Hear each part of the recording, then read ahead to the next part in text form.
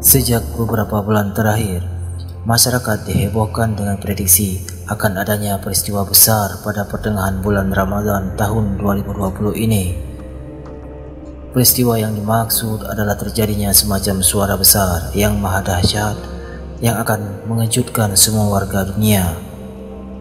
Kemudian setelah itu, pada bulan Syawalnya akan terjadi huru-hara dan kekacauan di mana-mana, serta perselisihan antara kelompok yang melibatkan seluruh warga dunia di bulan Zulqa'dah. Lalu pada bulan Zulhijjah dan Muharramnya akan terjadi peperangan yang mengakibatkan banyak korban jiwa. Orang yang selamat dari peristiwa besar itu hanyalah mereka yang diam di dalam rumahnya sembari bertasbih menyucikan Allah Subhanahu wa Ta'ala. Informasi yang bersifat prediktif ini telah menyebar hampir ke semua lapisan masyarakat, termasuk ke keluarga admin sendiri.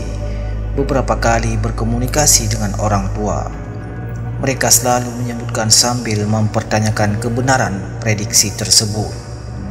Bahkan di banyak media sosial, masyarakat pun merasa khawatir dan cemas kalau peristiwa itu benar-benar akan terjadi. Asumsi tersebut diperkuat lagi dengan banyaknya peristiwa-peristiwa aneh belakangan ini. Mulai dari musibah wabah corona yang menjangkit seluruh warga dunia, Masjidil Haram yang sempat ditutup untuk beribadah, serta bunyi aneh yang tidak diketahui sumbernya beberapa hari yang lalu oleh sebagian masyarakat Jakarta dan Depok dan Bogor dan lain sebagainya. Pertanyaannya sekarang adalah dari mana sumber informasi-informasi tersebut berasal serta sejauh mana tingkat akurasinya.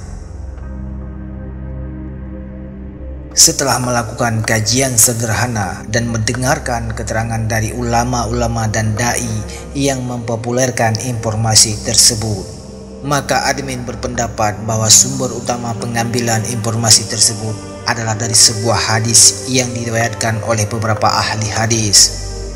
Di antaranya adalah Imam Nu'aim ibnu Hamad dalam kitabnya Al-Fitan, Imam Abu Bakar ibnu Abi Hashim Al-Syaibani dalam kitabnya Al-Ahad wa Al-Mashani,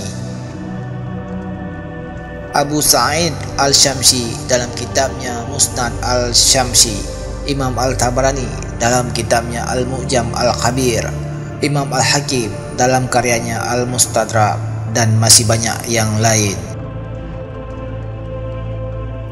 Masing-masing dari riwayat tersebut mempunyai redaksi agak sedikit berbeda, namun dengan substansi dan pengertian yang hampir sama dengan apa yang admin jelaskan. Di antaranya ada yang bersumber dari sahabat Abdullah ibnu Mas'ud seperti riwayat Nu'aim ibnu Hamad dan Al-Syamsi. Ada juga yang bersumber dari sahabat Fairuz Al-Zailami seperti riwayat Abu Bakar ibnu Abi Hashim dan Al-Tabarani, serta dari sahabat Abu Hurairah sebagaimana yang diriwayatkan oleh Imam Hakim. Namun perlu diketahui bahwa hampir semua ahli hadis menzaifkan riwayat tersebut. Imam Al-Hafiz Al-Haisami menghukumnya sebagai hadis madruk atau semi palsu. Dan bahkan Imam Al-Zahabi dalam Takhisnya dan Ibnu Al-Jauzi dalam Al-Manzu'atnya menggolongkan sebagai hadis maudhu atau palsu. Alasan mereka adalah karena di dalam hadis tersebut terdapat perawi yang bernama Abdul Wahab ibnu Al-Dahha yang menurut Imam Al-Nasai, Abu Ja'far Al-Uqaili, Al-Daraqutni, Al-Baihaqi dan Al-Hafiz ibnu Hajar Al-Asqalani, ia adalah seorang madrud al-hadis, perawi yang dicurigai sebagai seorang pendusta. Imam Sahih ibnu Muhammad Al-Hafiz menilainya sebagai perawi yang mungkar, sering salah dan lalai dalam meriwayatkan hadis. Bahkan Imam Abu Hatim mencapnya sebagai seorang khazab, rawi yang pembohong. Demikian pula dengan Imam Abu Daud mencapnya sebagai seorang pemalsu hadis.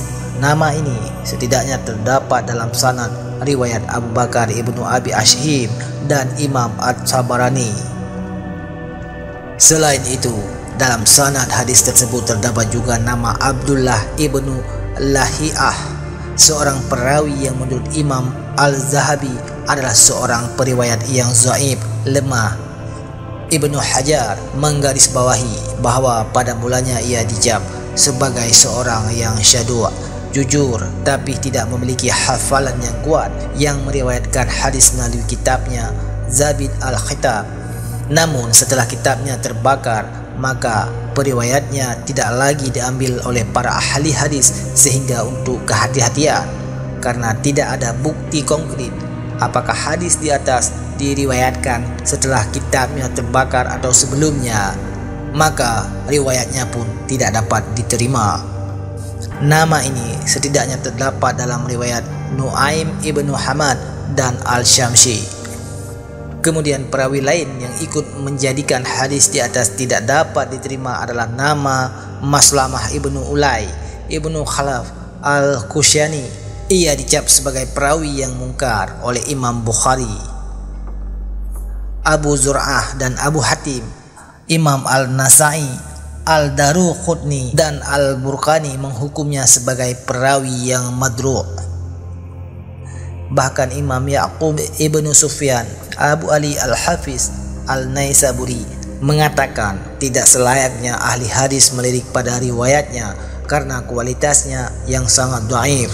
Nama yang terakhir ini terdapat dalam sanad riwayat Imam Hakim, sehingga dari 5 jalur periwayat yang ditelusuri, tidak satu pun di antara sanadnya yang bisa dipertanggungjawabkan serta bisa dijadikan dalil dalam persoalan ini. Begitu pula karena tingkat kezaifannya yang sangat parah. Sekalipun jalur periwayatan hadis tersebut banyak, tetap saja ia tidak akan bisa saling menguatkan antara satu sama lain, sehingga bisa naik menjadi hadis hasan li khairihi, sebagaimana yang disampaikan oleh salah seorang oknum dai yang mempopulerkan hadis ini.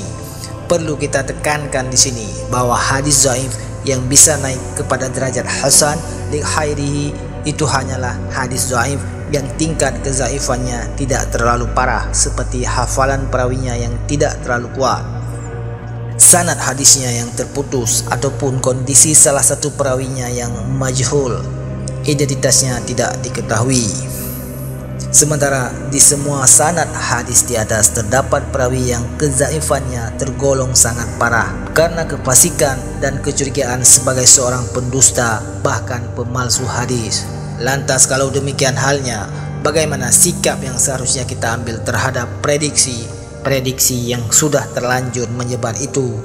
Admin menganjurkan agar kita tidak terlalu percaya dengan hal-hal itu, sembari tetap meyakini bahwa peristiwa-peristiwa besar yang melatari terjadinya hari kiamat besar itu memang ada dan pasti akan terjadi.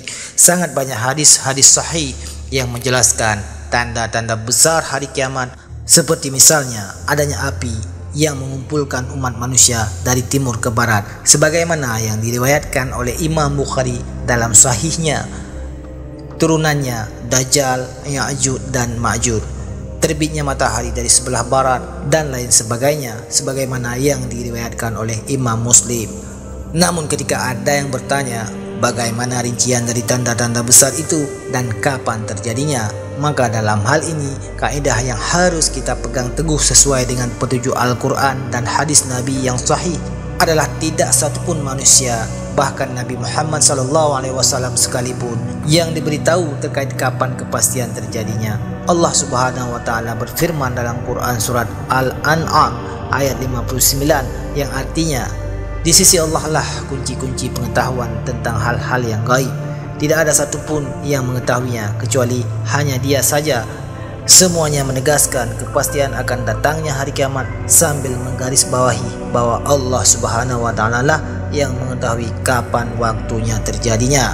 Keterangan yang sama juga kita temukan dalam hadis sahih riwayat Al-Bukhari yang bersumber dari Sayyidah Aisyah radhiyallahu anhu, di mana ia berkata, barang siapa yang mengatakan bahwa Nabi Muhammad itu mengetahui perkara yang gaib, maka sungguh ia telah berdusta. Ia, Muhammad, mengatakan bahwa tidak seorang pun yang mengetahui perkara yang gaib kecuali hanya Allah Subhanahu wa Ta'ala saja. Oleh sebab itu, tidak ada alasan bagi kita untuk terlalu mencemaskan sesuatu yang kepastiannya hanya diketahui oleh Allah Subhanahu wa Ta'ala saja. Mari kita fokuskan diri untuk selalu mendekatkan diri kepada Allah Subhanahu wa Ta'ala, khususnya di bulan Ramadan ini, sambil berdoa agar wabah COVID-19 ini segera diangkat oleh Allah Subhanahu wa Ta'ala. Amin ya rabbal alamin. Segala kekurangan yang terdapat dalam video ini, baik dalam pengumpulan bahan dan sebagainya, itu adalah kesalahan admin. Sesungguhnya kesempurnaan hanyalah milik Allah. Amin ya rabbal alamin. Wallahu a'lam bishawab. Assalamualaikum warahmatullahi wabarakatuh.